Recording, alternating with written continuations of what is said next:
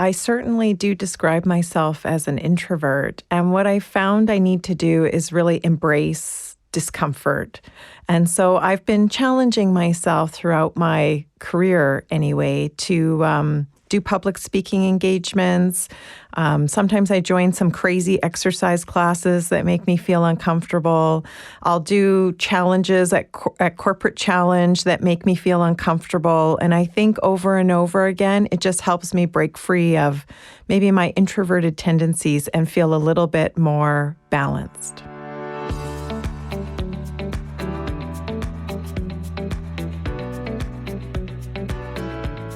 Welcome. This is Uncommon Sense, a CPA podcast presented by the Heshe CPA Knowledge Center. The center is an initiative of the CPA Education Foundation, the charitable arm of the chartered professional accountant profession in Alberta. For the record, this CPA podcast isn't about bean counting. Our episodes feature conversations with Alberta CPAs sharing their insights on a wide range of timely topics. Hello, and welcome to another episode of Uncommon Sense. I'm Jessica de Groot with the CPA Education Foundation, and our guest today is the leader of one of the most high-profile public organizations in Alberta. She is Kandice Machado CPA, CMA, CFE, and she is the Chief Executive Officer of Alberta Gaming, Liquor and Cannabis, usually referred to as AGLC. Kandice joined AGLC in 2002 and has held a variety of roles in multiple divisions, including serving as AGLC's Vice President of Corporate Services and Chief Financial Officer prior to being named CEO in 2020. Her expertise in financial management is complemented by her extensive experience in solution-focused financial advice and planning in complex business environments. Her remarkable professional tenure provides a substantial foundation for innovation that supports AGLC's evolving gaming, liquor, and cannabis industries while promoting a thriving business environment balanced with productive regulations. Kandice's record of professional achievement and service led her to receiving CPA Alberta's Distinguished Accomplishment Award in 2024. I'm looking forward to talking with Kandice about her career and about the vital and far-reaching work of AGLC. Welcome, Kandice. Thank you, Jessica. I'm so happy to be here. So before we talk about AGLC, can you just tell us briefly about your career path and how it led to your current position as CEO of AGLC? Absolutely. So I actually went down the road of becoming a CMA, and once I completed the program, I joined a small accounting firm. And I spent about 5 years there. And it was such an incredible opportunity for me to learn about all kinds of businesses and gave me a lot of basic knowledge of accounting and tax and how things work together from a business perspective.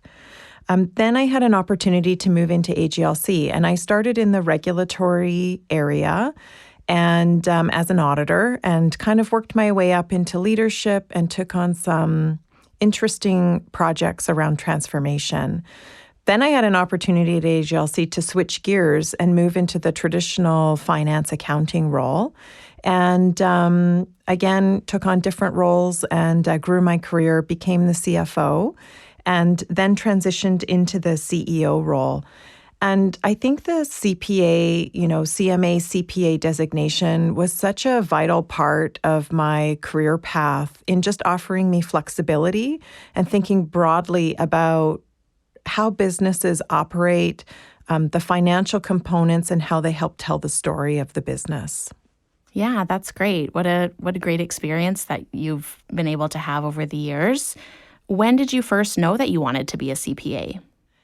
I'm not sure I ever really knew. I have a few, like my mom is a CPA. I have an aunt that's a CPA. So maybe they helped guide me into the realm or world of accounting. I think, when I really got into the business program at NAIT, and it really solidified for me that accounting was the right path versus marketing or finance. And then I did the CMA program. And do you think that you were just maybe attracted? What was it about accounting that was attractive to you? Was it the flexibility that it offered? The flexibility, I'm pretty good at math. Not that that makes a good accountant, to be honest, but I liked working with numbers. Yeah. And how have your CPA skills and education helped you to succeed in your career, and especially being a CEO? Well, I think it's so vital to understand how financial performance tells the story of how an organization is doing overall. And particularly at AGLC, it also helps tell the story about across the province, how different businesses and industries like gaming, liquor, and cannabis are performing.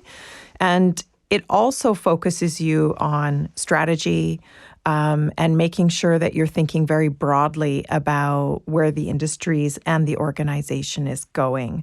And so I think that's been, the biggest part of my success.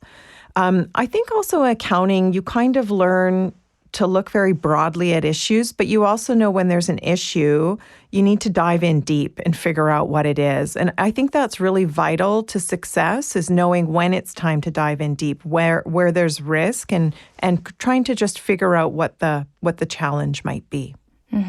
I love that. And I hear quite commonly from CPAs the storytelling aspect when it comes to looking at a business. And I just think that's so interesting.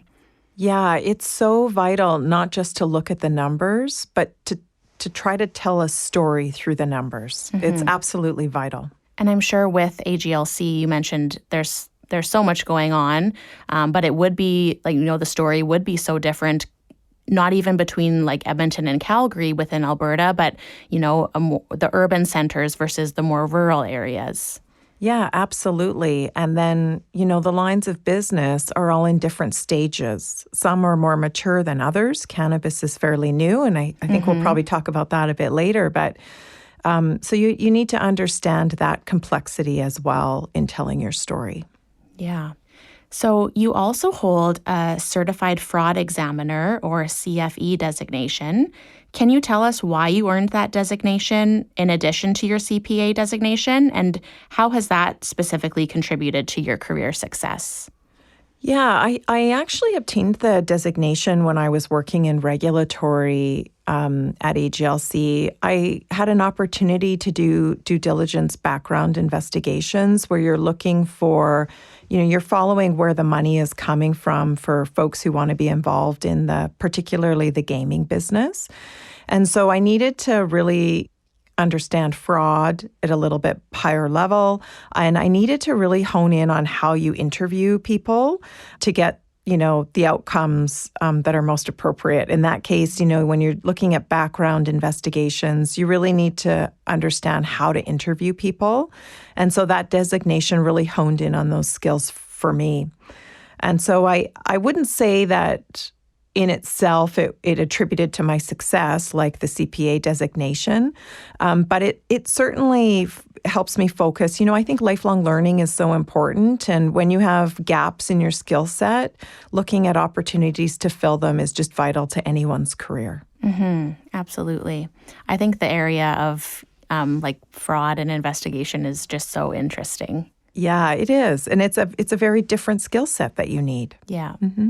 So I want to transition the conversation a little bit more into leadership. We sometimes hear that the importance of soft skills is overlooked in the education of new professionals. Do you have any thoughts on the value of these skills, such as communications, professionalism, teamwork? And are these soft skills something that you're looking for when you're building your own teams over the course of your career? Yeah, I really think the soft skills are vital if you want to grow your career into leadership. The technical skills can only take you so far, and ultimately, technical skills, you'll learn them. You'll forget things. We all use Google to refresh our memories, or maybe it's ChatGPT today, but you can kind of learn the technical skills. The soft skills, though, if you really want to advance your career, are so vital. Particularly, how do you communicate? How do you motivate and engage your team members? How do you lead an organization? How do you negotiate when there's conflict and resolve the conflict? And so I know for us at AGLC, we're really focused on the soft skills when we're looking at leaders and the types of leaders that we want for the future. And I really believe the soft skills are going to be the deciding factor. And once you have the technical side, I think you really need to focus on your soft skills for sure. Mm-hmm. And they are really difficult to teach. And, it can take, not that you can't teach them, but it takes maybe a lot more mentorship instead of teaching. Yeah, it takes mentorship and learning by example. And so, you want to work for leaders, I think, that inspire you and challenge you. That's all part of your career journey. Mm-hmm. And based on your experience, what do you think are the key factors that define good leadership in business? I think it's such a complex question, but, I think good leaders need to have empathy. Mm-hmm. They need to really focus on their EQ or emotional intelligence. Self-awareness is also really important, and also to be aware of how someone's responding to you and question it in the moment. You have to embrace dealing with the hard issues, which, for me as an accountant, I think I liked numbers because I didn't have to talk to people. And so being more introverted, you really have to challenge yourself to get out of your comfort zone when you're dealing with a challenging issue and kind of deal with it head on and embrace the conflict. I think you've got to also be really open to feedback. It's a gift. You don't have to take it all the time, but you should reflect on it and think about how you can shift. And certainly, I also believe to be a leader, you should learn through experience. And so you may move into roles where you don't have all of the knowledge, but the best way to get it is to kind of sit down with staff and walk through processes with them, not in a micromanaging way, but in a way to understand the flow. And if you're looking at transformation, it's so important. We spend a lot of time, or I do, with stakeholders and understanding their business model and seeing it. And I think when you see it in action, then it helps you drive better policies, better technology, and better engagement. And the last thing I'll mention is, we all have a bit of an ego. And so you really need to learn how to park your ego and just focus on the business and the task and not take things personally or drive things that maybe, relate more to your ego than what's best for all. Yeah. And especially, when you spoke about taking the feedback or accepting the feedback, because it is a gift. Sometimes you do have to kind of put your ego aside in order, that will help you gain self-awareness as well, because, you have to look at, maybe what you're doing isn't the best approach. Yeah, agreed. And, as part of that, you really also need to learn how to, I'll say, read the room. Yeah. I attend a lot of board meetings and stakeholder meetings, and it's important that you kind of read the body language, read the room, and then you can adapt your presentation to what's happening right there on the spot. Mm-hmm. So yeah, if you can just do all of those things, it's very simple, then you'll be a great leader. Right? Yeah. It takes time. For sure. You have a whole career to develop the skills to advance you to the next level. Mm-hmm. So let's turn now to the subject of Alberta Gaming, Liquor and Cannabis. So AGLC is an organization that I'm sure most Albertans have probably heard of, but they might not be clear on what it is and what it does. So can you walk us through what the role and mandate of AGLC are? Yeah, absolutely. So AGLC is a Crown corporation for Government of Alberta. And ultimately, we're responsible to regulate the gaming, liquor, and cannabis industries in the province. That said, we also drive economic growth and development, and we're a significant revenue contributor to the Government of Alberta. Our day-to-day work is really about creating opportunities for businesses while making sure that there's guardrails in place that protect Albertans. Our oversight is done through the lens of maximizing economic impact, supporting stakeholder success, and promoting social responsibility programs. We really do play a vital role for business growth, being a reliable source of revenue for Government of Alberta that supports programs all Albertans use. And we promote a community of enrichment. That's a huge set of responsibilities. How is the organization structured to succeed in fulfilling those responsibilities? Yeah, we're so proud at AGLC because we're a unique organization across Canada. Every province has similar responsibilities to regulate and support the industries, but in Alberta, we're unique because we're one organization.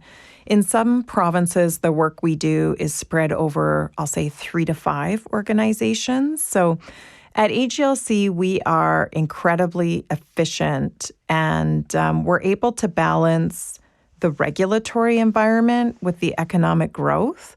And so in most provinces, that's separate and you have to deal with different entities. And so at AGLC, we really look when we're tasked with a challenge or a problem or a new way of thinking, we get to bring both sides together and I think come out with a really great solution in consultation with our industry partners. So that's a little bit about our structure or how our organization works. I mean, we also have an opportunity to balance our decisions with, social responsibility and making sure we're protecting Albertans through our Game Sense, Drink Sense, and Cannabis Sense programs. Yeah, I think that's a little bit about our structure and how we operate. And it's just a great example of the possibility when all partnerships work together to come out with the best outcomes. Mm-hmm. So in relation to the other provinces, do they have organizations similar to AGLC? Like just thinking Ontario, for example, because everything is so different there. It's all government, like all of their, they have like the LCBO and it's different. Yeah, right? so they have, LCBO. They have OLG, which is Ontario Lottery and Gaming, I think. Okay. Then they have the regulatory body, which is separate. Then they have a cannabis body, which is separate. Okay, so that's what you mean by they're all different organizations. Separate. And so you have to, as an industry partner, if you're in the cannabis business, you're dealing with different agencies, perhaps on the same issue.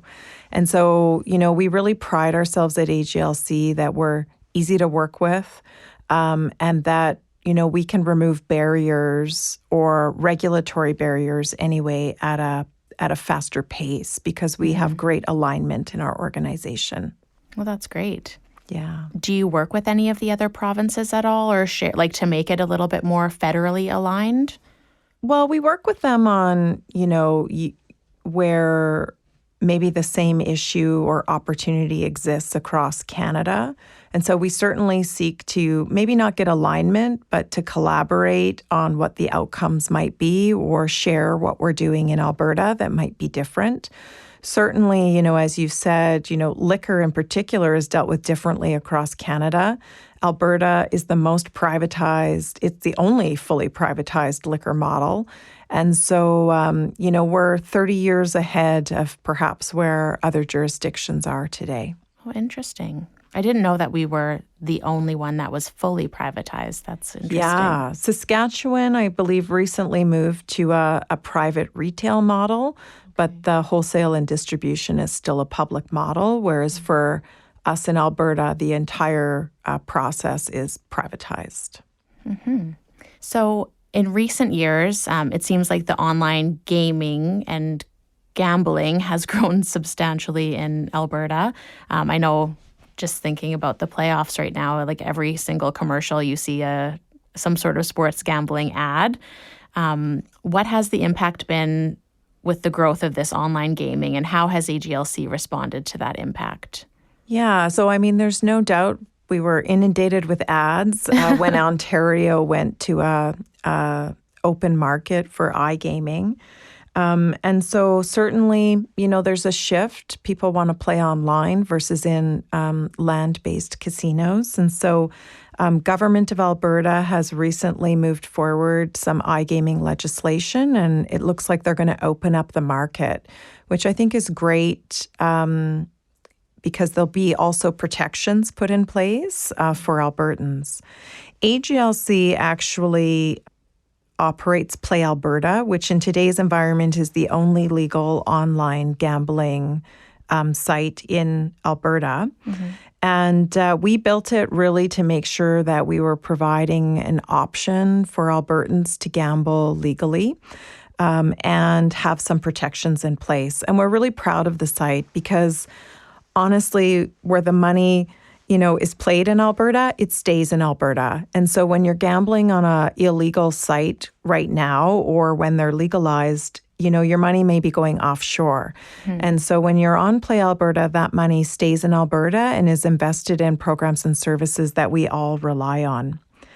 We have, I think, over 300,000 players on our site now, and we generated last year about $275 million in net sales. So the site has performed really well over the years. And what's more important is we have some really good social responsibility measures in place around time limits, money limits. You can self-exclude from the site. And so we're really proud of the offering that we've provided Albertans. And clearly they like it too. Yeah. So it's a win-win. So what could it look like in terms of changes if the government does put in this, or have they put in the legislation, or it's coming? Yeah, the legislation I believe has passed now as part of the spring legislative session. I think there's still a lot of work to do in setting up iGaming. AGLC will be regulating it, but there'll be another Crown corporation established to kind of conduct and manage, which is a requirement in the criminal code. And so, there'll be some changes coming, and, those advertisements that you see today likely will also be available to Albertans in a legal regulated form. Okay. So another topic of conversation that has been over, I guess, recent years is the legalization of cannabis. And so obviously that has expanded the mandate of AGLC. How has your organization adjusted to what must have been a significant change in the scope of AGLC with that?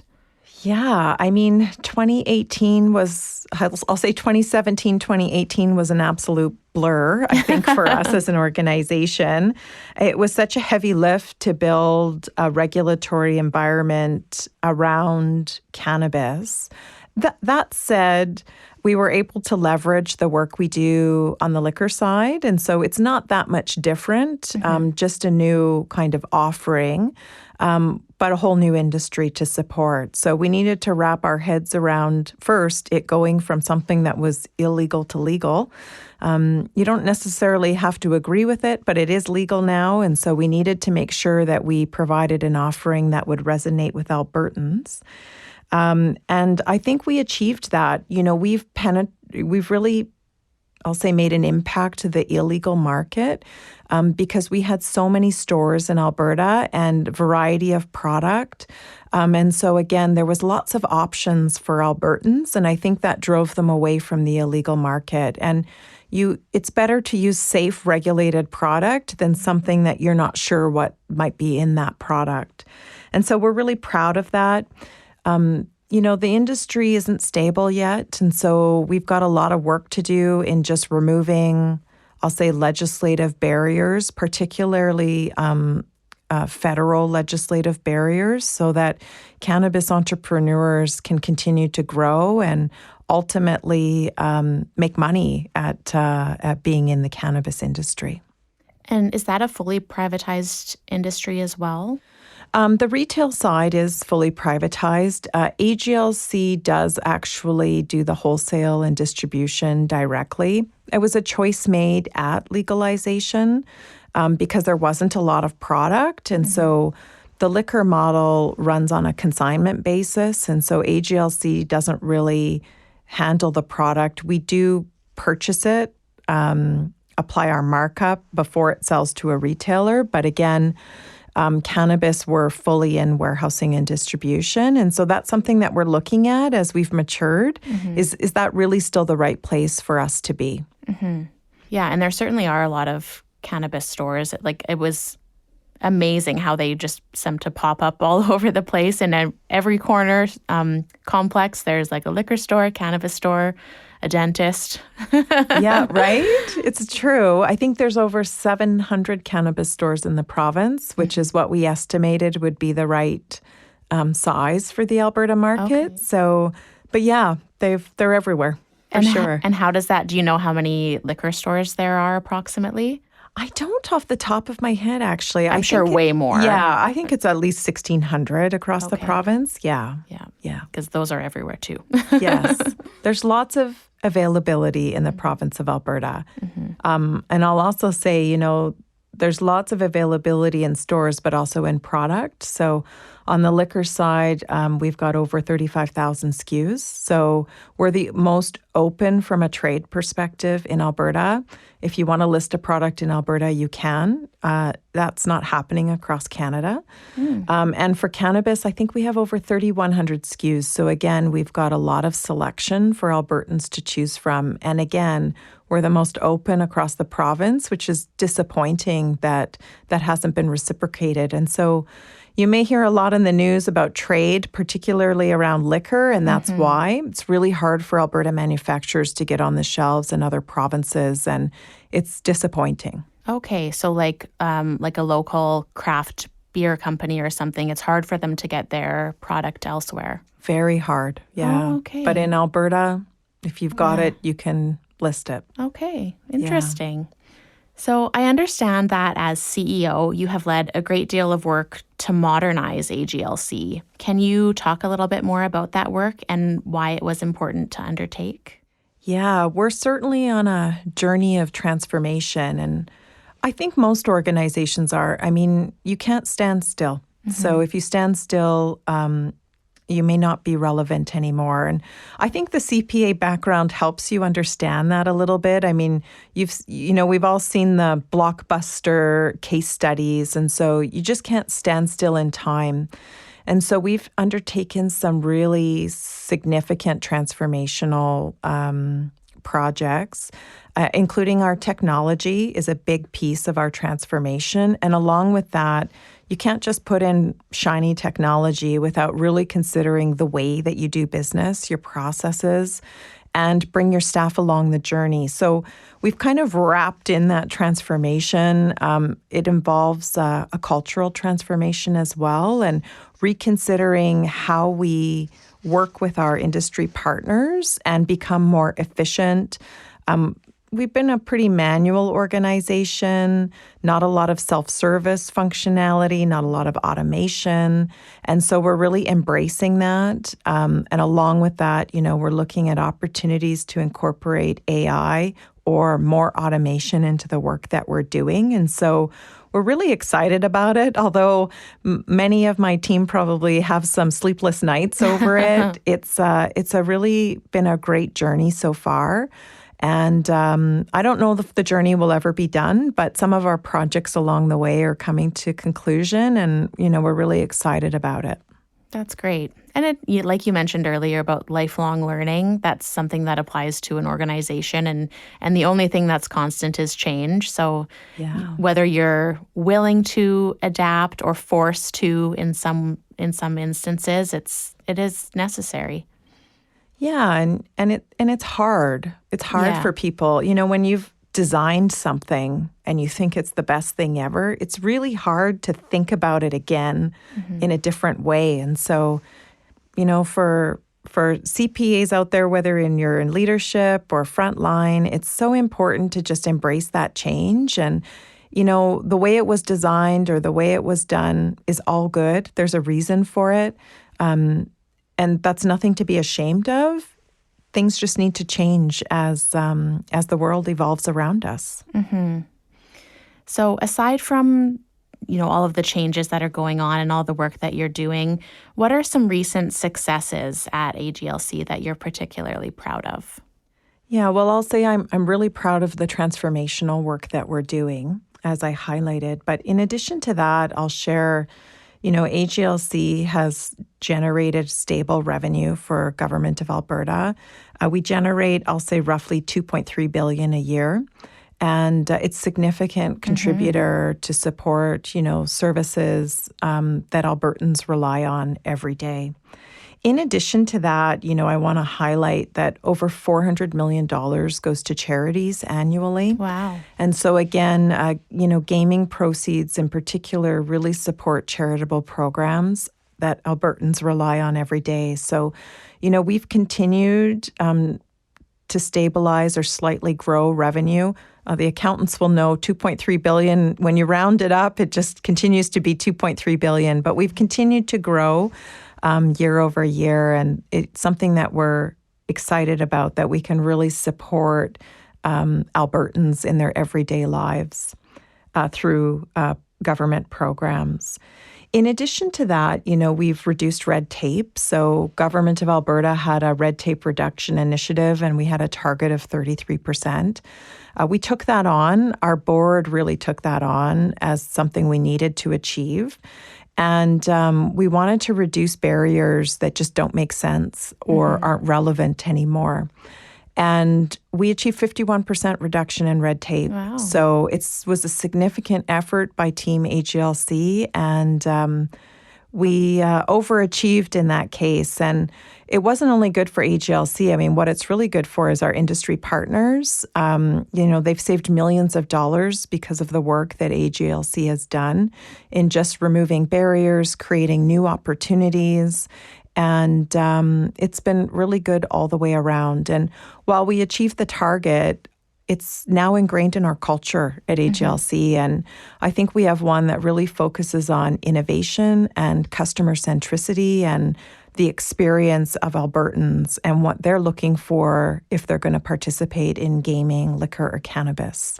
And that's fascinating about the amount of money that goes to charities. But thinking about it, like every time I see the Oilers 50-50, I'm absolutely blown away. Yeah. And it's throughout the year. And it wasn't even that long ago that like you actually had to go to the game and buy your ticket. And now to see it be province-wide and everybody's able to, play and have the possibility of winning millions of dollars, it's just insane. It is. And a good portion of that money flows to charities. Yeah. And so it's just such a great example of a policy change that was made that has a significant impact.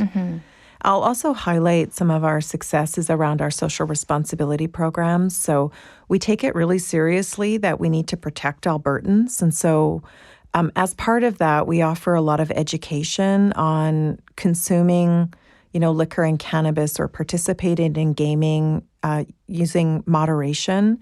And it's important that we do that work. And we've been quite bold in this space over the last few years and really generating an increase in awareness of the programs, an increase of traffic to the sites, and increase in folks self-excluding from gaming. And so we're also really proud of that. It's not only about the revenue we generate, but we want to generate that revenue responsibly. Absolutely. So what are your main priorities for AGLC over the next 3 to 5 years? Yeah, we want to continue our transformation, both internally, but also for our industry partners in gaming, liquor, and cannabis.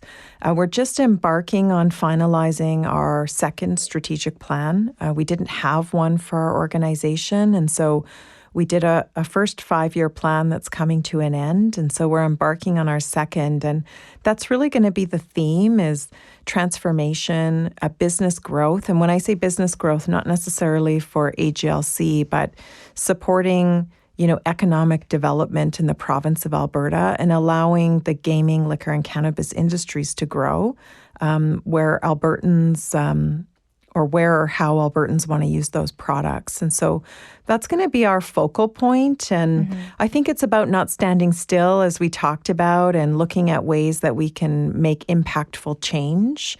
And so that's going to be our focus. That's great. Yeah. And so much of AGLC is, it really is for Albertans, like you mentioned, protecting Albertans and, giving them a space to consume or gamble or do whatever they want to do safely.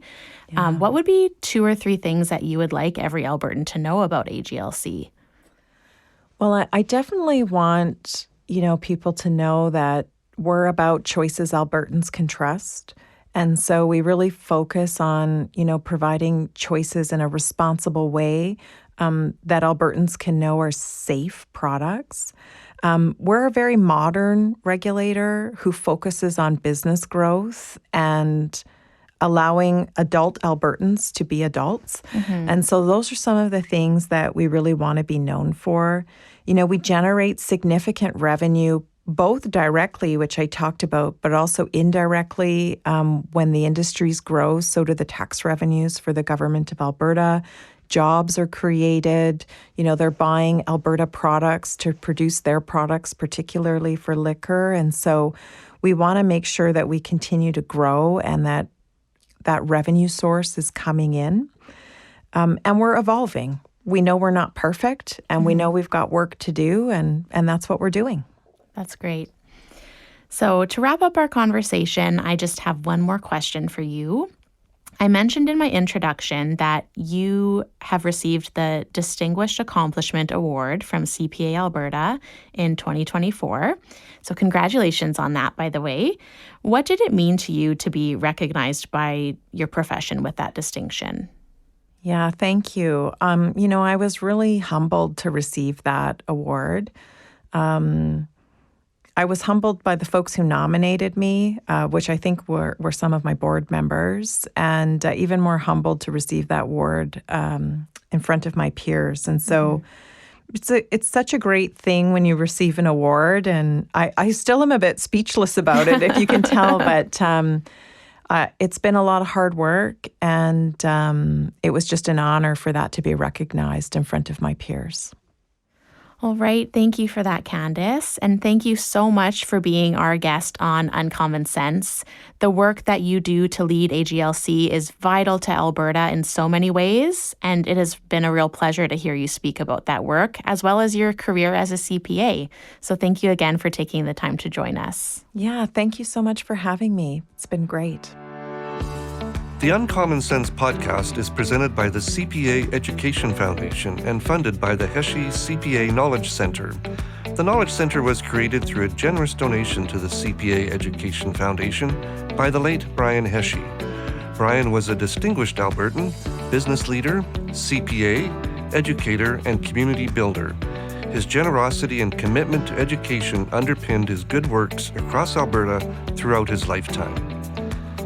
We would like to acknowledge that the CPA Education Foundation offices are situated on the traditional Treaty 6 and Treaty 7 territories and Métis Nation homeland.